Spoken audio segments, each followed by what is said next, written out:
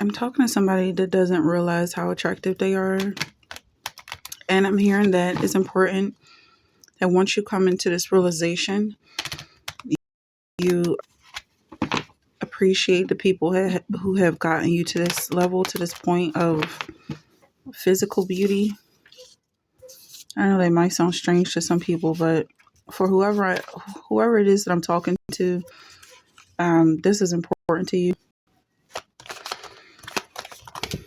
And basically, what I'm getting is that the people around you are the people hating on you are the ones that's making you beautiful.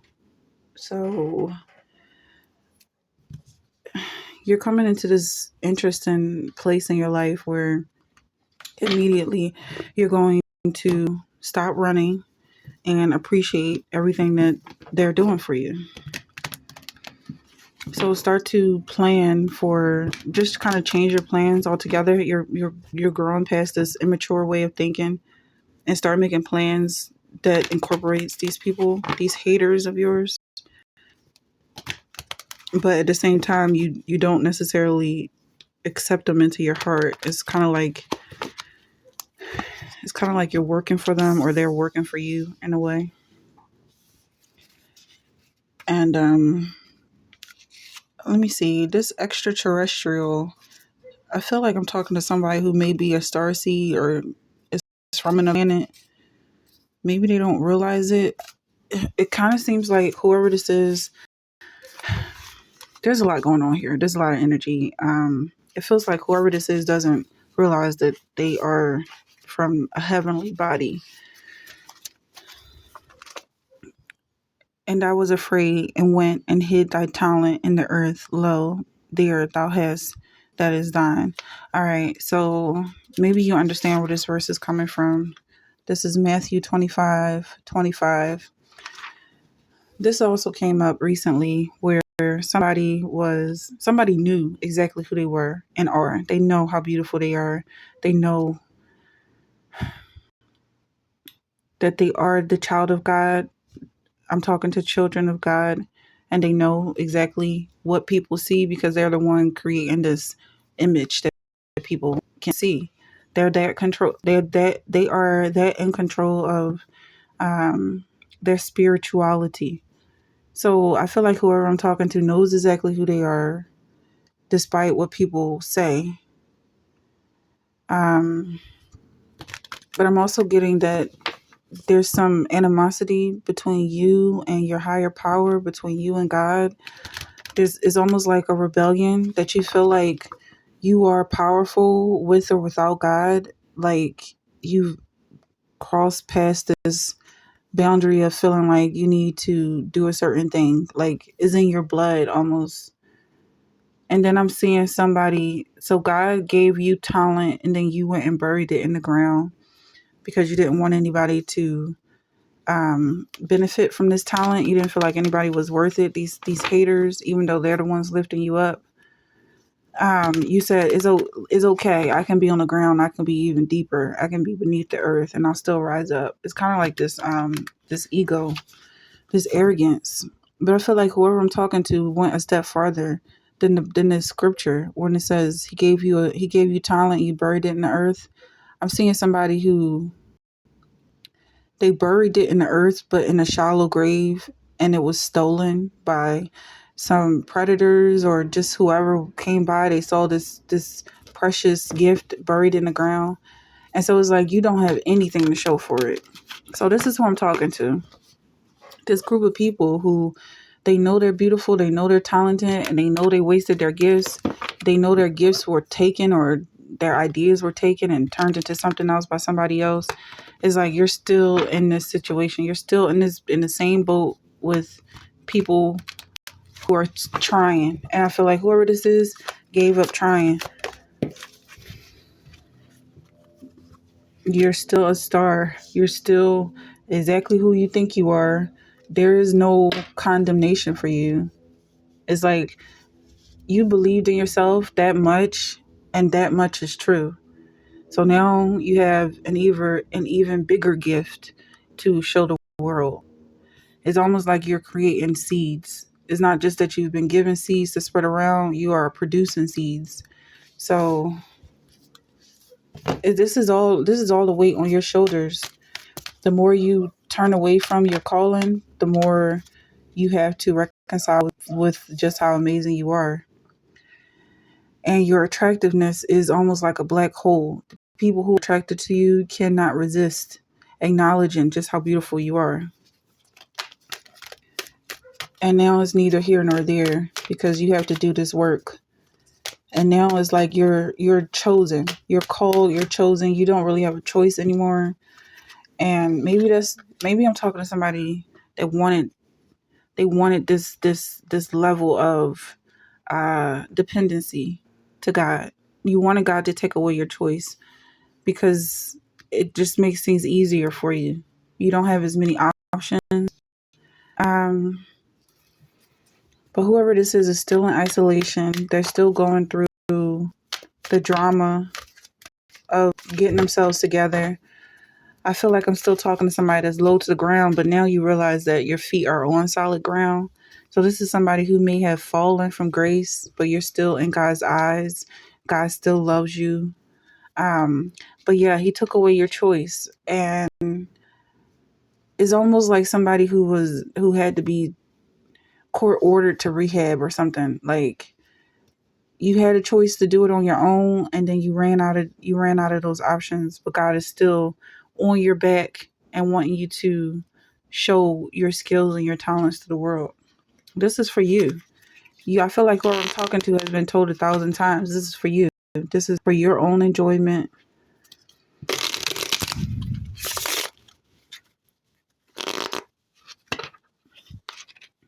We have Two of Pentacles here. It's definitely about you balancing out this gift. And then when I see this Queen of Pentacles right next to this Page of Pentacles, you still have something small. It's still a small investment that you have to offer. And you're not just going to give back that thing that was given to you. You're going to turn it around into something even bigger. So it's still a lot of work. You haven't avoided any work. You've just kind of procrastinated. But I feel like this is coming from somebody who's lazy. And if you're still here, if you weren't offended by that word, that term laziness, is coming as someone who enjoys relaxing. You don't feel shame at doing nothing. Then we have Ace of Pentacles, Ten of Pentacles. This all has to do with wealth. Pentacles are your wealth. It's to the point where you can't hide.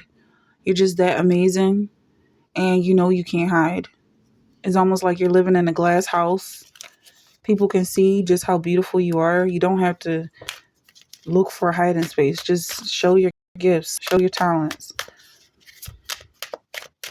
It's not for them anyway. I mean, if you're worried about somebody stealing your ideas, they don't understand what you're saying. For I know the plans I have for you, declares the Lord. Plans to prosper you and not to harm you. Plans to give you hope and a future. This also came up.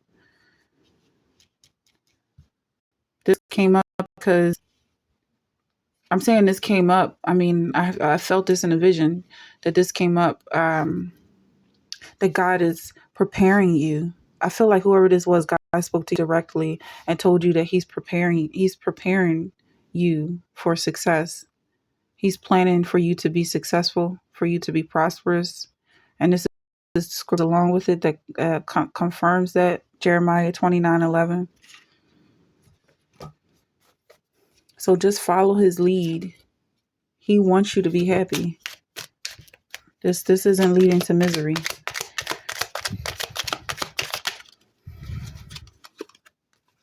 Now faith is being sure of what we hope for and certain of what we do not see. So I feel like this word is going specifically out to somebody getting attention, somebody wanting attention, but you don't want attention from the people you're getting attention from. It's like you just keep swatting people out the way. You can be sure that you're being watched. Don't worry about it. People are definitely watching you. They're sitting comfortably in the privacy of their own home, watching you through the walls. Yes, that's what's happening. But you can also have faith that the people you want to reach are being reached as well. It's just that you can't really determine who sees you and who doesn't see you. Like you can't really have respect of persons. God is going to choose who hears you. He's going to choose who gets this message. So it's almost like this maturity that needs to happen, kind of like growing up. Maybe this is something you've done for a while. Thinking like, I don't want people to see me like this. Like, I don't want people to see me being beautiful because they're going to think that they're my friend or something and they have a beautiful friend or something. That's what I'm getting. Like, somebody wants to be private and personal. They want to hide their gifts. That's what's coming up. They want to hide their gifts. They want to hide their beauty. Better is a dry morsel and quietness within than a house full of sacrifices with strife. And that's coming at like, it's almost like it's better that you hide right now than to be loud and trying to be seen when you don't have nothing to show for it. You know, it's people out on the streets hollering day in and day out and don't have nothing to show for it. If they actually were to get the attention that they clearly crave, desperately crave and desire, it'll be a joke. Like, these are the people that end up on the news, but I'm not gonna like call out any certain group, but people who end up on the news and it's like almost like they're a celebrity now. But you know, celebrities actually have to work for the attention. They have to advertise. They have to practice and rehearse their lines. They're not just shouting on the street. But these are people who want attention by any means. They don't want to go through the process of actually being deserving of that attention. And delivered just Lot, vexed with the filthy conversation of the wicked. So yeah, I feel like this is very specifically about people watching you and almost trying to give you like that same spotlight spotlight that they get, like just like negative attention. People wanting them to be quiet, go away type of vibe. They want you to get that same type of energy. Like that's the only energy they can give. It's like,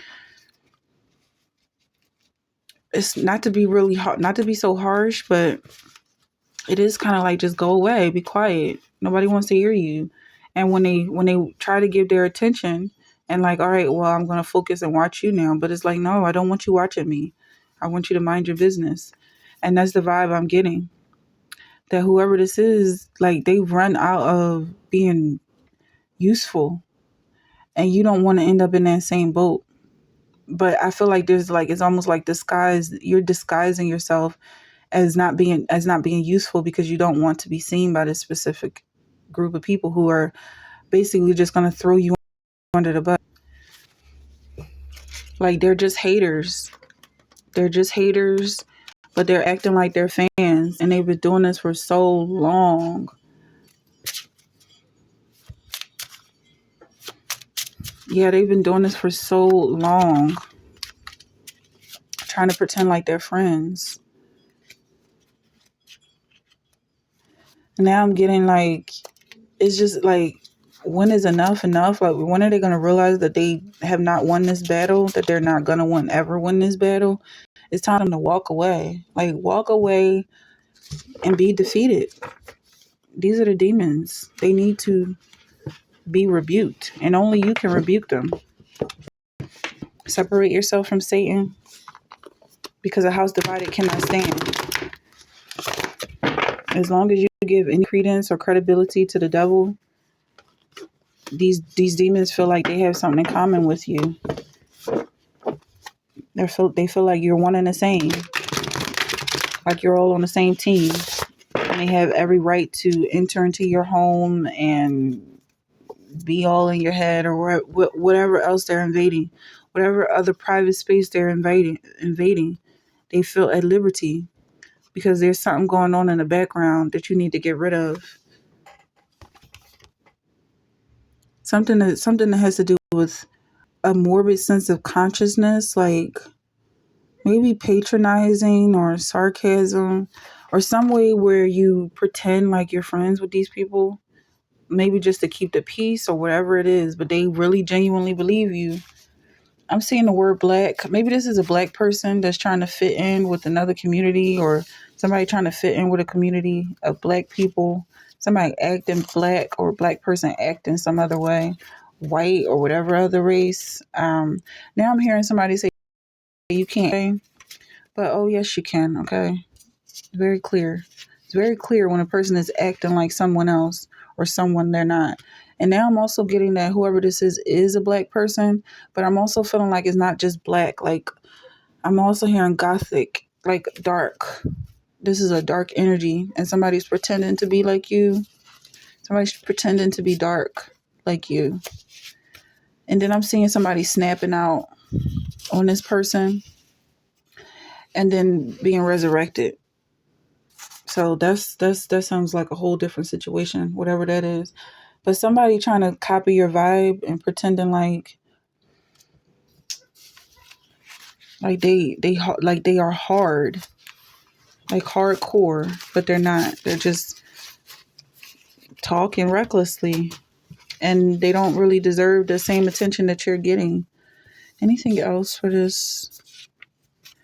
I just feel like you're going to just smoothly breeze past whatever this is, whatever these entities are that's trying to imitate you in some way. You're going to, they're going to, something about mercy.